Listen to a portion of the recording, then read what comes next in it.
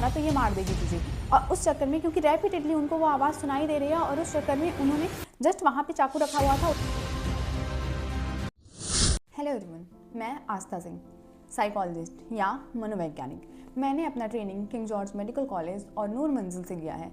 Currently मैं as a psychologist practice कर रही हूँ। सो किसी की प्राइवेसी हार्म ना हो, इसको ध्यान में रखते हुए हम उनका real identity and real name वगैरह मेंशन नहीं करेंगे। तो जब मैं पहली बार उनसे मिली, मैं इस चीज़ को जान के शॉक थी कि उनको स्किज़ोफ्रेनिया है, क्योंकि वो इतनी इंटेलेक्चुअली बातें कर रही थी, इतने प्यार से वो बातें कर रही थी। कोई भी ऐसा सिम्टम या फिर उनको देख के ऐसा नहीं लग रहा था कि उनको कोई मेंटल इश्यूज़ हो सकता है। इवन उस टाइम पे मैंने उनसे बात किया, मैंने काफ़ी देर तक उनसे बात किया था। एंड फिर मैंने डिस्कस किया, जो मेरे सीनियर्स थे या फिर जो वहाँ पे साइकेट्रिस्ट थे, उन्होंने मुझे बताया कि नहीं, इनको स्किज़ोफ्रेनिया था एंड अभी ये जैसी हैं, ये पहले वैसी नहीं थी। वो जब एडमिट हुई थी उस टाइम पे बहुत ज़्यादा चीखना, बहुत ज़्यादा चिल्लाना, भागना, ये सारी चीज़ें कर रही थी। एंड जब ऑलमोस्ट 6 महीने बाद मैं उनसे मिली थी, तब वो एकदम नॉर्मल थी। तो ये सब शुरू कैसे हुआ? तो जितना मैंने उनसे बातचीत करा, जितना उन्होंने मुझसे शेयर करा, उसमें ये पता चला था कि उनका 2 साल का रिलेशनशिप था, जो कि काफ़ी टॉक्सिक रिलेशनशिप था, और वो ख़त्म हुआ, जिसमें उनका जो पार्टनर था वो बहुत ज़्यादा अब्यूजिव था।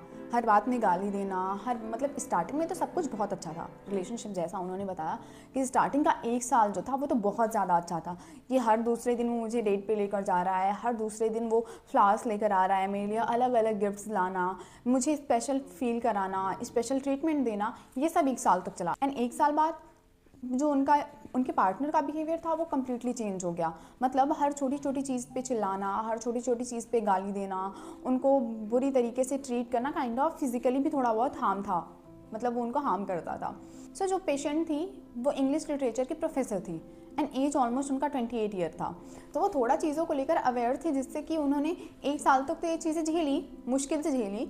1 साल बाद उन्होंने ये चीज़ उनको मेंशन करा अपने पार्टनर को कि भाई अब दिक्कत हो रही है, अब चीज़ें नहीं चल सकती क्योंकि तुम बहुत ज़्यादा अब्यूजिव हो चुके हो, जिस पे उन्होंने इनको थोड़ा हिट किया था और इनका ब्रेकअप हो गया।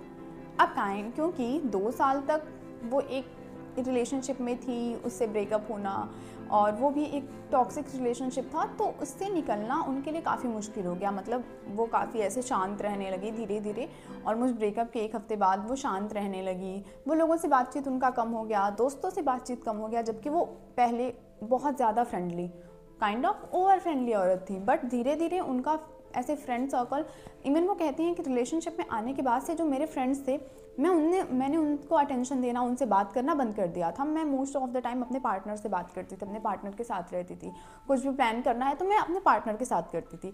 अब क्योंकि वो 2 साल उन्होंने अपने फ्रेंड से दूरी बना ली थी, तो ऑब्वियस सी बात है कि फ्रेंड्स भी, अगर आप खुद बात नहीं करेंगे तो कोई भी आपसे बात नहीं करने आएगा। तो फ्रेंड्स ने भी इनसे धीरे धीरे दूरी बना ली थी, जिसकी वजह से उन्हें मोस्ट ऑफ द टाइम अकेला फील होता था, उनको रोना आता था, वो परेशान रहती थी, उनको घबराहट सा महसूस होता था।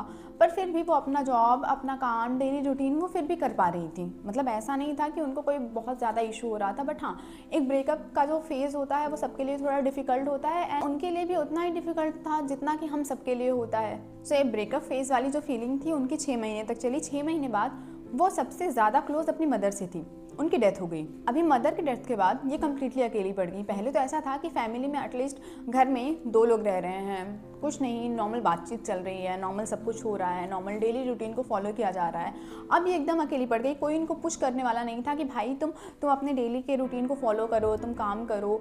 जो भी करना था इनको खुद से करना था। तो इनके लिए जो इनकी लाइफ का मोटिवेशन था वो ख़त्म हो गया, क्योंकि इनके लिए जो पुश था इनका ये था कि मुझे अपनी मदर के लिए सब कुछ करना है, मुझे एटलीस्ट कुछ नहीं तो मेरी माँ खुश रहनी चाहिए, इसलिए मुझे कुछ सारी चीज़ें करनी है।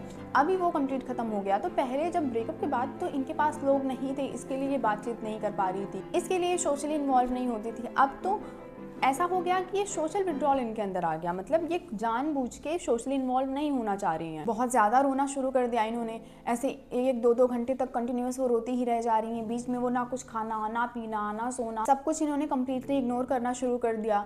इवन अब उन्होंने अपना जॉब पे जाना बंद कर दिया। अभी ये चीज़ इनके भाई ने नोटिस करा कि भाई ना ये ढंग से खा रही है, ना ये ढंग से डेली रूटीन को फॉलो कर रही है, ना ये जॉब करने जा रही है।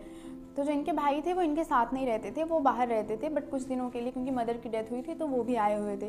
तो उन्होंने ये चीज़ इनके बिहेवियर के चेंज को नोटिस करा था, तो उन्होंने इन्हें इनके आंट के इधर, मतलब इनकी मदर की बहन थी, उनके इधर भेज दिया।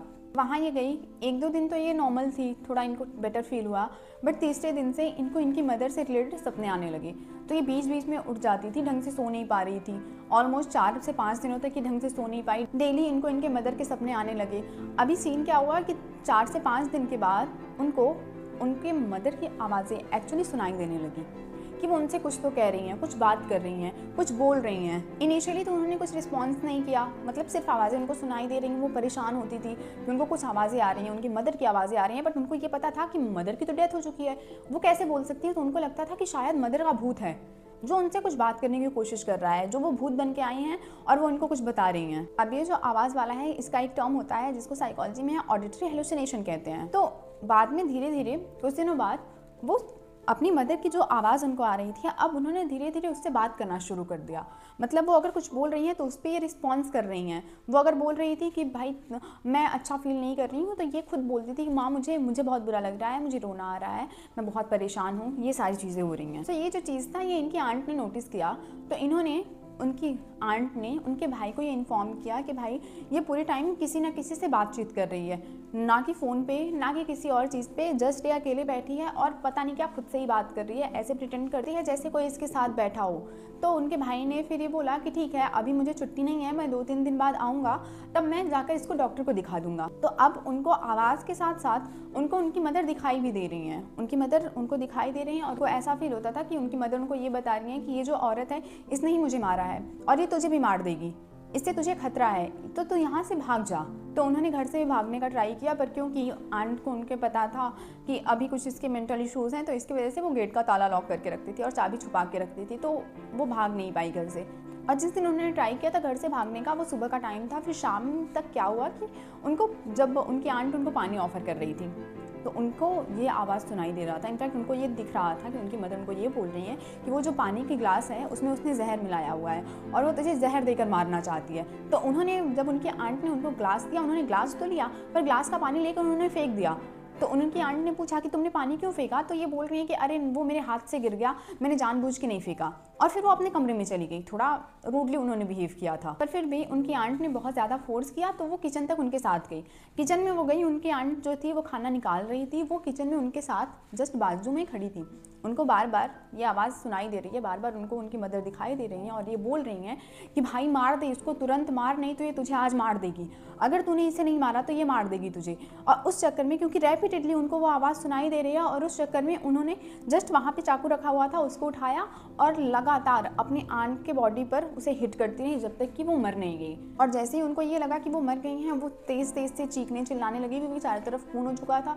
वो एकदम बहुत ज़्यादा पैनिक करने लगी, बहुत ज़्यादा चिल्लाने लगी। फिर उनको ऐसे डर लग रहा था कि ये मैंने क्या कर दिया, ये क्यों कर दिया। तो फिर आस पड़ोस के लोगों ने आवाज़ें सुना चीखने मीखने का, तो उन्होंने पुलिस को कॉल किया। पुलिस आई, पुलिस इनको अपने साथ ले गई। वहाँ पे डायग्नोस हुआ कि इनको मेंटल इशू है, इनको स्किज़ोफ्रेनिया है। तो इसके लिए पुलिस अपनी कस्टडी में इनको नहीं ले सकती है, क्योंकि ऐसा होता है कि अगर कोई भी इंडिविजुअल अपने मेंटल इश्यूज़ की वजह से किसी को हार्म कर देता है या किसी का मर्डर कर देता है, तो आप उसको क्रिमिनल घोषित नहीं कर सकते हैं, क्योंकि वो मेंटली इल है। ऐसा बिल्कुल इंपॉर्टेंट नहीं है कि जितने भी स्किज़ोफ्रेनिक पेशेंट होते हैं उनमें ये टेंडेंसी होती है। नहीं, वो दूसरों को हार्म करने की टेंडेंसी या फिर सेल्फ हार्म की टेंडेंसी इतनी कॉमन नहीं होती है। मुश्किल से 6 से लेकर 11% के लोगों में ये टेंडेंसी होती है जो वो किसी को मार सकते हैं। बट हाँ, उसमें भी एक कंडीशन है कि वो कभी भी किसी अननोन इंडिविजुअल को नहीं मारेंगे। वो अगर किसी को हार्म करते हैं तो वो उनका कोई क्लोज्ड वन होगा या फिर उनका कोई फैमिली का मेंबर होगा। वो कभी किसी स्ट्रेंजर को हार्म नहीं करते हैं। उसके बाद उनको एडमिट किया गया। ऑलमोस्ट 6 महीने तक वो हॉस्पिटल में एडमिट थी, जहाँ पे एंटीसाइकोटिक्स चला, जहाँ पे ECT वगैरह हुआ उनका। और 6 महीने बाद जब वो थोड़ी कॉन्शियस हो गई, जब थोड़ी वो चीज़ों को समझने लगी, जब इमोशनली वो थोड़ा स्टेबल फील उन्होंने करना शुरू किया, उसके बाद हम लोगों ने फिर उनका थेरेपी शुरू किया। एंड ये स्किज़ोफ्रेनिया का सबसे सीवियर केस मैं आपको बता रही हूँ। हमेशा स्किज़ोफ्रेनिया आपको ऐसा नहीं दिखेगा। स्किज़ोफ्रेनिया में कुछ सिम्टम्स आपको देखने को मिलते हैं, जैसे डिल्यूजन हो गया, हेलुसिनेशन हो गया, ये सारी चीज़ें हैं जो हम नेक्स्ट वीडियो में डिस्कस करेंगे कि स्किज़ोफ्रेनिया होता क्या है, उसके सिम्टम्स क्या हैं, उसके उपाय क्या हैं, उसके लक्षण क्या हैं। सब कुछ हम अगले वीडियो में डिस्कस करेंगे इसके बारे में। तब तक के लिए अपना ध्यान रखिए, अपने फैमिली मेम्बर का ध्यान रखिए, अपने मेंटल हेल्थ का ध्यान रखिए, अपने फैमिली मेम्बर, अपने दोस्तों के मेंटल हेल्थ का ध्यान रखिए। और कोई भी प्रॉब्लम हो, कोई भी क्वेश्चन हो, जस्ट कॉमेंट बॉक्स में आप मेंशन करिए। मैं जितना जल्दी हो सकेगा उतना जल्दी आपके क्वेश्चंस का आंसर करने का पूरी कोशिश करूँगी। बाकी मैंने अपना डिस्क्रिप्शन में अपने इंस्टा का हैंडल भी मेंशन कर दिया है, तो आप वहाँ पर मुझसे कनेक्ट हो सकते हैं। बाकी बाय बाय।